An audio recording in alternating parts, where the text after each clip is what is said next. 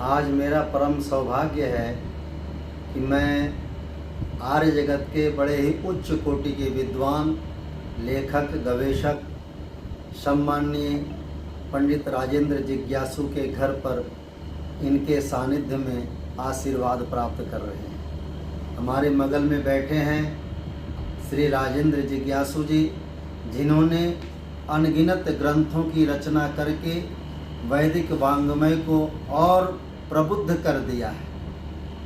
मैं बचपन में इनके साहित्य को पढ़ करके बहुत ही प्रेरणा लिया करता था।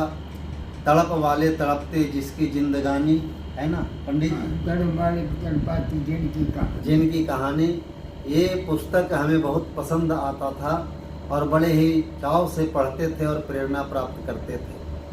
अभी आर्यवीर दल का राष्ट्रीय शिविर रोहतक में लगा विश्व भारती गुरुकुल में, और वहाँ से मैं सीधे अबोहर केवल और केवल पंडित जी से मिलने आया हूँ। इसमें सम्माननीय कृष्ण शास्त्री जी का बहुत ही योगदान रहा। इनके आर्य समाज, यहाँ आर्य समाज अबोहर भी बहुत ही समृद्ध आर्य समाज है, बहुत ही सुंदर आर्य समाज है।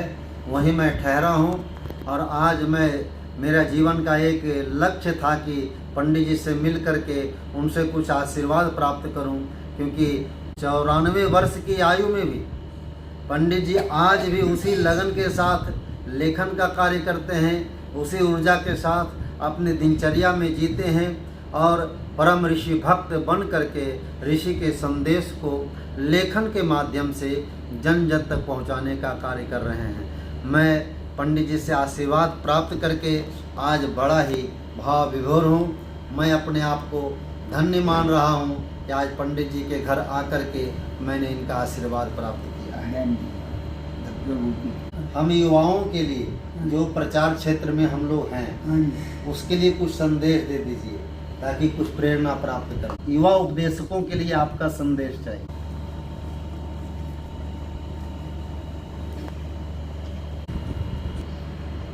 मैंने पंडित जी से निवेदन किया कि युवा प्रचारकों के लिए कुछ संदेश दीजिए, तो उन्होंने अपनी पुस्तक स्वामी श्रद्धानंद जी की जीवन यात्रा, इसमें बहुत ही चंद पंक्ति उन्होंने लिखा है कि कभी सोचा ना था मैंने कि इतना काम कर लूँगा, तेरे आशीष से स्वामी का मैं कुछ ऋण चुका दूँगा।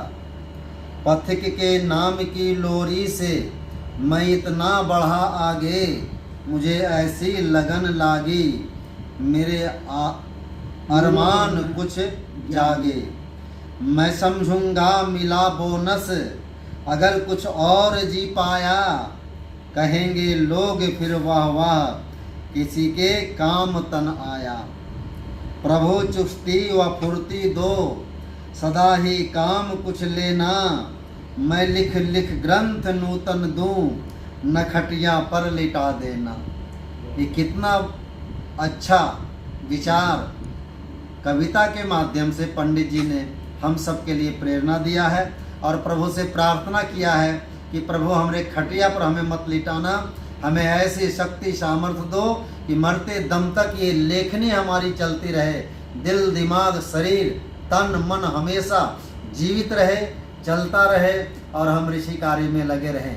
इतना सुंदर उपदेश पंडित जी के माध्यम से आज हम सबको प्राप्त हो रहा है। इसीलिए मैं कहता हूँ कि हम आज बहुत धन्य हो गए, पंडित जी का सानिध्य लाभ प्राप्त कर। आपने 94 वर्ष प्राप्त कर ले, 94 बसंत आपने देखा है, और ये केवल आपके लिए नहीं, हम समस्त आर्य जगत के लिए बड़ा सौभाग्य है कि आप जितनी लंबी आयु प्राप्त करेंगे, हम सबको कुछ ना कुछ देते रहेंगे। तो उसका रहस्य क्या है, थोड़ा सा बतलाने की कृपा करें। ऐसा है, डॉक्टर ब्रह्ममुनि जी महाराष्ट्र आर्य सभा के प्रधान एक बार यहाँ आए। उन्होंने यहाँ भी ये प्रश्न किया, अजमेर में भी ये प्रश्न किया, यही जवाब जी जी। फिर एक जूनागढ़ से आर्य विद्वान नवयुवक थे, कोई वो 35-40 वर्ष के, वो विशेष रूप से आए जी। वो ये पूछने, वो मुझे सुनते रहे पर मेरे से परिचय नहीं बनाया था, संपर्क नहीं। जी। व्याख्यानों में सब विशाल सम्मेलनों में बैठ कर के सुनते रहे, लेख पढ़ते रहे। उन्होंने कहा एक तो आपकी स्मरण शक्ति का रहस्य क्या है, आपको इतना कुछ याद कैसे रहता है। आप व्याख्यान देते हैं तो कई नाम उसमें चर्चा करते हैं, वो नाम सब ठीक होते हैं।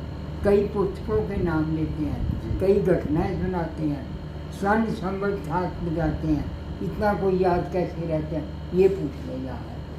तो मैं उन सब बातों का जवाब एक है कि ऐसा है कि वेद में एक मंत्र आता है, the call of the Vedas नाम की पुस्तक में एक बहुत बड़े विद्वान ने अंग्रेजी के अंदर उस मंत्र का अर्थ देते कहा कि वो वेद मंत्र कहता है क्या कि मनुष्य जब प्रभात काल में सूर्य उदय से पहले उठता है और फिर वह कुछ भ्रमण करता है, कुछ स्वाध्याय करता है, कुछ चिंतन करता है, तो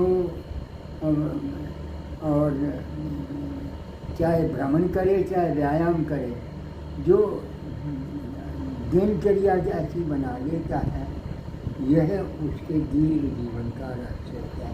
खान पान पर संयम हो। और फिर मैंने आर्य समाज के कई विद्वानों को, महात्मा स्वामी जी को, पंडित शांति प्रकाश जी को, स्वामी संतरानंद जी को देखा, वो रात को भोजन नहीं करते थे। मैंने भी जो है 60 वर्ष की आयु के बाद भोजन एक समय करना शुरू कर, रात्रि को भोजन नहीं करता, कभी नहीं करता, और दूसरों से अधिक सुखी रहता हूँ। नहीं तो वृद्धों को रात को खांसी होती रहती है, उठ उठ के थूकना पड़ता है, तो मुझे कभी रात को सोए हुए खांसी नहीं हुई। अच्छा। तो उसका कारण ये कि जब से मैंने भोजन करना रात का छोड़ा, मैं अधिक फुर्ती से नियमबद्ध होकर के जीवन गुजारता रहा। कोई दिन ऐसा नहीं रहता जब अब व्यायाम नहीं कर पाता, इस आयु में भ्रमण करता हूँ और मैं 4 बजे उठ जाता हूँ, बाहर निकलता हूँ, उस समय मोहल्ले में कोई नहीं उठता। मैं भ्रमण करके सैर करके जब करता हुआ वापस आ जाता हूँ, तब भी कोई नहीं मोहल्ले में जागता। 6 बजे के बाद लोग उठते हैं। केवल एक और आर्य समाजी लीडर रहता है, वो 5 बजे उठ जाता है। मैं 4 बजे उठता है, वो 5 बजे मेरी आवाज़ सुनता है कि गायत्री का जप करके गिरिया की सैर को ले, वो भी वो फिर उठता है।